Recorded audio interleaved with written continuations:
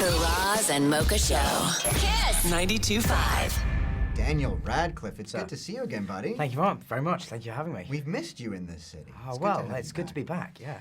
I have to tell you, right out of the gate, this film was incredible. Thank you. This was so good.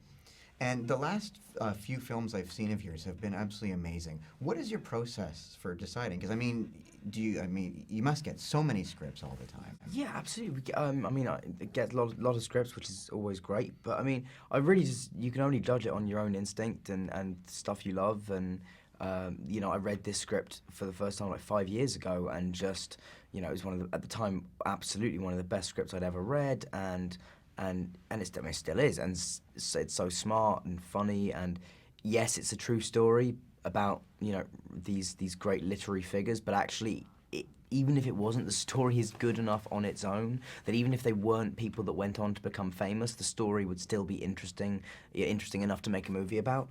So it's I think it's a really, really strong film. But I think the thing that people will be surprised by in it is actually how much fun it is. Mm-hmm. Like it is like obviously a dramatic movie and there's a thriller aspect to it, but actually there's like it's a lot of fun, and it's about young love, which I think probably lots of people can relate to on some level.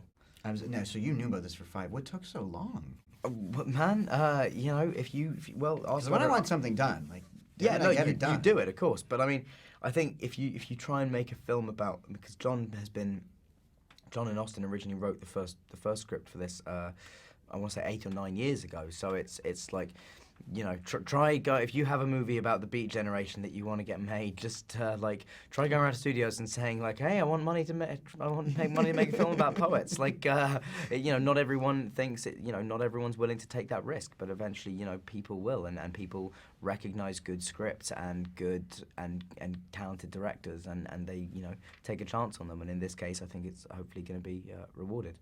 Now, I guess one of the biggest questions for Daniel Radcliffe, that being yourself, yes, is how long until people can separate Daniel Radcliffe from Harry Potter? Are you completely done with talking about that? Do people still call you that? When are we done with that? It's not for me to say, really, is it? Mm-hmm. I don't know. I'm going to answer questions on it when people ask. I'm not. So you're not done. Like, if people want to talk about it, you talk about it. Yeah. Oh, that's fantastic. But I don't. Do you not talk about your teenage years? It's like this thing. It's almost impossible for me not to talk about it. Of course. There's so much of my life when you're saying like, oh, when I did this or when I did that, like it was on set or it was with that person from set or it was. So I never would be done talking about it.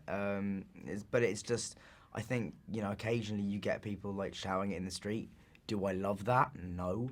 Do I, does it ruin my day? No. Mm-hmm. So could be worse. Exactly, it could be way worse, and I'm lucky that I'm from a franchise that is actually on the whole really well loved, and it's not something that I worry about particularly. It's I just have to keep going making these films, and so far at least it doesn't seem to be.